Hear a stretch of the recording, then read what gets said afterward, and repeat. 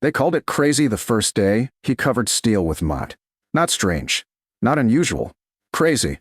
Because everyone in the valley knew what a Quonset hut was supposed to be. Bare curved steel. Fast to build. Cheap to maintain. Cold in winter. Hot in summer. Loud in storms. And good enough if a man didn't have better options. You didn't improve one by burying it. You certainly didn't haul wagon after wagon of wet earth onto the roof. But that was exactly what Jonah Mercer was doing. He stood halfway up the curved side of the hut, boots slipping in the thawed mud, shoveling another load across the steel shell while men gathered near the road to watch. He's lost his mind, someone said. He bought a metal oven and turned it into a swamp, another replied. Laughter followed. It rolled across the frosted valley and reached Jonah clearly. He ignored it. He drove the shovel in again, lifted another heavy load, and spread it carefully over the arc of the roof. Not random. Measured. Even. Because what they saw as dirt, he saw as thickness. What they saw as mess, he saw as mass. And what they called crazy, he had spent months planning. The Quonset hut sat at the far edge of the valley where the wind struck first. Half buried in weeds when he bought it. The steel ribs were still solid, the shell intact, the frame stronger than it looked. Most men would have torn it down for scrap. Jonah moved in. Not because it was ideal. Because it had potential.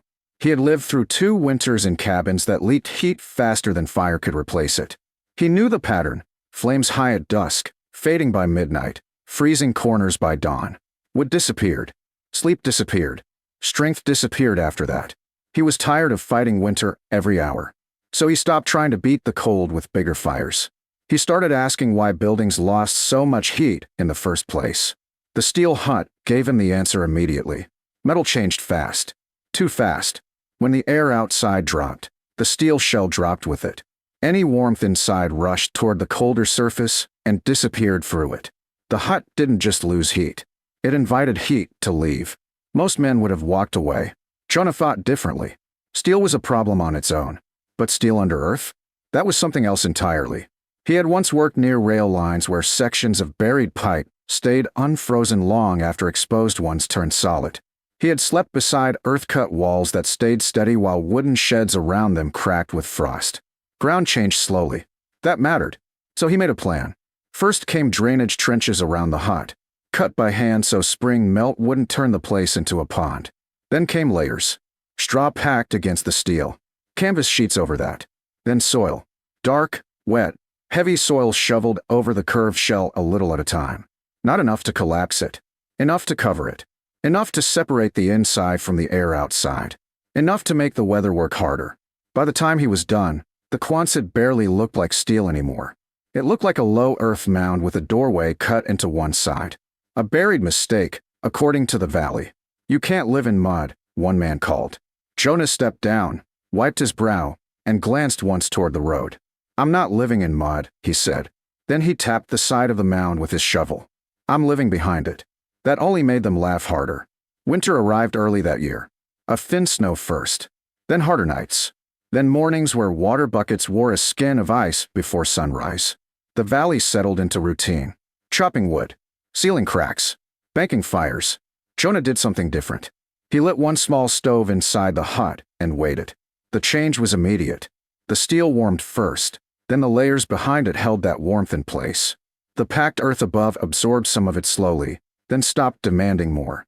Instead of sharp rises and sharp drops, the temperature inside moved gradually. No violent swings. No freezing walls by midnight. No desperate morning restart. He tested it for days. Small fire. Then smaller.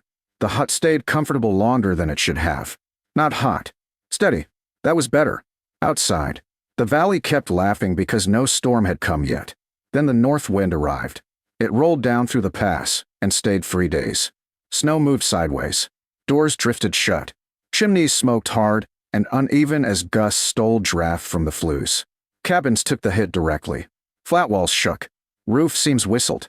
Heat bled out wherever wind found weakness. Inside Jonah's earth-covered hut, the sound changed. The wind was there, but distant, softened by layers above and around him. No rattling shell. No biting drafts sliding across the floor. Just muffled weather. He added one stick to the stove and sat back. That same evening, a man named Caleb stopped outside. He had come from checking fences and looked half-frozen, beard rimmed with frost, gloves stiff. He knocked on the heavy timbered door Jonah had built into the front opening. The door opened. Warmth met him. Not furnace heat. Not blast heat. Living warmth. Caleb frowned and stepped inside. The room was simple. Curved walls lined with timber slats. Shelves. Cot. Stove glowing low. But what caught his eye was the stove. Too small. Far too small for weather like this. You just light it? Caleb asked. Jonah shook his head. Been burning low since morning. Caleb looked at the ceiling, then the walls. No frost. No metal sweating cold. No corners filled with ice. How? Jonah knocked the wall lightly with his knuckles. Winter's outside, he said. Caleb frowned deeper. It's outside every house. Not like this one. Caleb stayed longer than pride wanted him to. When he finally stepped back out, the wind felt crueler than before. Because now he knew the difference. By the next day, people had noticed something else. Jonah wasn't hauling wood constantly. His chimney smoked lightly. And while other men woke tired from feeding fires through the night, he looked rested. The laughter didn't stop. But it thinned. Because the cold was deepening. And winter had only just begun. Winter didn't break. It settled in harder. The first storms had only tested the valley. What came next was the real season. The long cold that stayed for weeks, pressing into the land until everything began to slow. Axes rang less often. People spoke shorter. Smoke from chimneys rose earlier each day and lasted later into the night. Woodpiles shrank fast. Cabins that had seemed strong in autumn began to show their weaknesses. Frost formed along inner walls. Floorboards stayed bitter cold even beside the fire. Warmth gathered near the stove, then thinned into chill before it reached the corners. Men answered the only way they knew. Burn more. Feed the fire again. Wake at midnight. Wake before dawn. Repeat. Jonah Mercer did none of that. Each morning, thin smoke rose from the vent of the mud-covered Quonset hut. Not heavy smoke. Not the desperate smoke of green would burn too fast. Just steady. He split less wood than anyone else. He hauled less ash. And he slept through the night. That bothered people more than the hut itself ever had. Because strange ideas could be mocked. Results could not. Caleb returned first. He came near dusk carrying an armload of wood. I'm not asking charity, he said as Jonah opened the door. Trade. Jonah looked at the wood, then stepped aside. Come in before you freeze, proving a point. Caleb entered, set the wood near the wall, and stood still while the warmth reached him. Again, the same shock. The stove glowed low. No frantic blaze. No roaring heat. Yet the room felt steady from floor to ceiling. Caleb crouched and touched the wall lining. Warm. Not hot. Warm like something that had been holding heat for hours. It stores it, he said slowly. Jonah nodded once. The earth above. The layers around it. Takes time to warm. Takes time to cool. Caleb stared at the curved ceiling. So while we're chasing heat every hour, you're heating air, Jonah said. I'm heating mass. Caleb let out a breath and laughed once. Not mocking this time. Wish I'd laughed less earlier. Word spread from there. Not as rumor. As arithmetic. How much would Jonah used? How warm the hut stayed. How little the temperature changed between evening and dawn. Within days, others came. Some pretending they only wanted to see the old Quonset. Some asking direct questions. Some simply wanting 10 minutes of warmth before walking home again. Jonah answered what he chose to answer. He showed them the drainage ditch around the mound. He explained why wet soil alone would fail and freeze, but layered soil over straw and barrier cloth held differently. He showed them the thick front door set inward like an airlock, so cold couldn't rush straight into the living space. And always, he repeated the same thing. Stop fighting winter every minute. Make it work harder to reach you. Not everyone liked hearing it. Harlan, who had mocked the loudest, stood inside one afternoon with arms crossed. It's still just a buried shed, he said. Jonah shrugged. Then build one. Harlan said nothing, because even while speaking, he had edged closer to the stove without noticing. Then came the deep freeze. The kind old men remembered by year instead of date. Water buckets froze indoors. Lantern oil thickened. Snow squeaked under boots like dry sand. And wind from the pass returned sharper than before. That week decided everything. 2 chimneys in the lower valley went cold when families ran low on wood. Neighbors crowded together in remaining homes. Men cut fence rails for fuel. Sleep became shifts around the fire. Jonah's hut remained the same. The earth shell above it. now frozen hard on the outside, still insulated within. The mass he had warmed over weeks now returned heat slowly back into the space. Even when the stove burned low overnight, the temperature inside dropped only gently. No panic, no sudden cold, no desperate scramble for kindling before sunrise. One night near midnight, pounding hit his door. Jonah opened it to find Mara Jensen with 2 children wrapped in blankets, faces red from wind.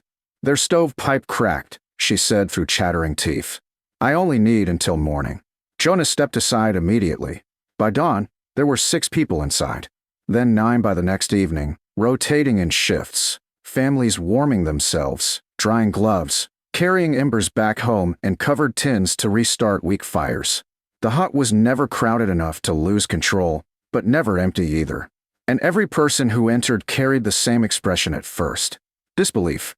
Because outside was punishment. Inside was relief. By the time the freeze finally loosened, no one in the valley laughed anymore. They worked.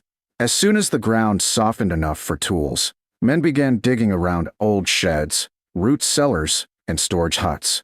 Some bought scrap steel arches from nearby towns.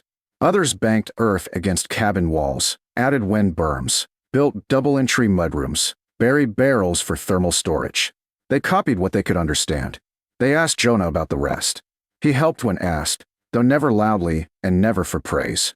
He showed Harlan how to trench drainage properly. He helped Caleb reinforce an old tool shed with packed earth on 3 sides.